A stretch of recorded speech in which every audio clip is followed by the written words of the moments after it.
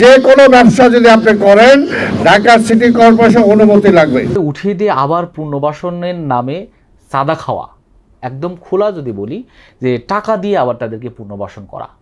একটা ফুটপাতে যে বসে ব্যবসা করবে তাকে আমরা লাইসেন্স দেব, ফটো আইডি ঝুলাই রাখতে হবে তাকে, তার গলায়, যে ব্যবসা করবে এখানে সে যে ব্যবসার মালামাল রাখবে সেখানে লাইসেন্সের নাম্বার থাকতে হবে। যারা রাস্তায় দাঁড়িয়ে মানে খুবই দরিদ্র, হতদরিদ্র যে মানুষগুলা বিক্রি করেন, আমি তিনটা ধাপে কথা বলি। প্রথম হলো এই ধরনের মানুষের কাছ থেকে রেগুলার চাঁদা নেওয়া হয় এবং রাস্তায় দাঁড়িয়ে যারা করেন চাঁদা নেওয়া হয় এবং অসংখ্য অভিযোগ আমাদের কাছে আসে, স্পেশালি পল্টন, বাইতুল মুকাররম, গুলিস্তান এরিয়া থেকে আসে। তো এই মানুষগুলোকে উঠিয়ে দেওয়াটা ছিল যে এক ধরনের কষ্টের। যে উদ্দেশ্যে উঠানো হয়েছে সেই উদ্দেশ্যটা আমার কাছে যখন উঠানো হয় তখনই মনে হয়েছে যে আসলে সেই উদ্দেশ্যে উঠানো হচ্ছে না। নিঃসন্দেহে যানজট নিরসনের জন্য তাদেরকে উঠিয়ে দেওয়া ভালো, কিন্তু তাদের একটা সুন্দর ব্যবস্থা করে ওঠানো উচিত। কিন্তু সেটা না করে উঠিয়ে দিয়ে আবার পুনর্বাসনের নামে চাঁদা খাওয়া, একদম খোলা যদি বলি যে টাকা দিয়ে আবার তাদেরকে পুনর্বাসন করা, তো এটা আমার কাছে মনে হয় যে এক ধরনের এটাই করা হচ্ছে এবং হবে।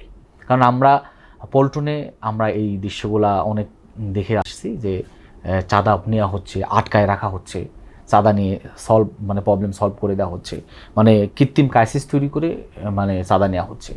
তো আমার কাছে মনে হয় যে রাষ্ট্রীয় পর্যায় থেকে এই ধরনের মানে এক ধরনের চাঁদা, মানে আমার কাছে এটাও মনে হয় যে আমি খুবই কনফিডেন্টলি বলতে পারি যে এখানে প্রচুর চাঁদা মানে বাজি হবে আর কি।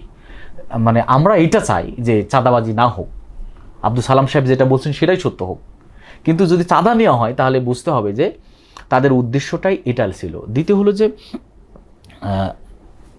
এই ঢাকায় এত বেশি মানুষ, জ্যামজটের কারণে এক ধরনের যে সমস্যা তৈরি হয়, তো সেই জায়গায় এই মানুষকে উঠানোর আগে ভালো প্ল্যান নিয়ে তাদের পুনর্বাসনের এক ধরনের উদ্যোগ থাকা দরকার ছিল এই সরকারের। তাহলে আমার কাছে এইটা মনে হয় যে এই সরকার এই মানুষদের পুনর্বাসন করার কারণে আরও বেশি গ্রহণযোগ্যতা পেত, যেটা হলো যে এখন পাবে না, বরং বলা যাবে যে এক কথায় যে চাঁদাবাজি করবে এবং চাঁদাবাজির মাধ্যমে এক ধরনের নতুন মানে ঝামেলা তৈরি করবে, যার মাধ্যমে জ্যাম আরও বাড়বে। এবং আমার কাছে এটা মনে হয়েছে যে ইলেকশনের পরে ফুটপাতের লাইন ছিল একটা, এখন হয়ে গেছে তিনটা, আরও দুইটা নতুন করে বসানো হয়েছে।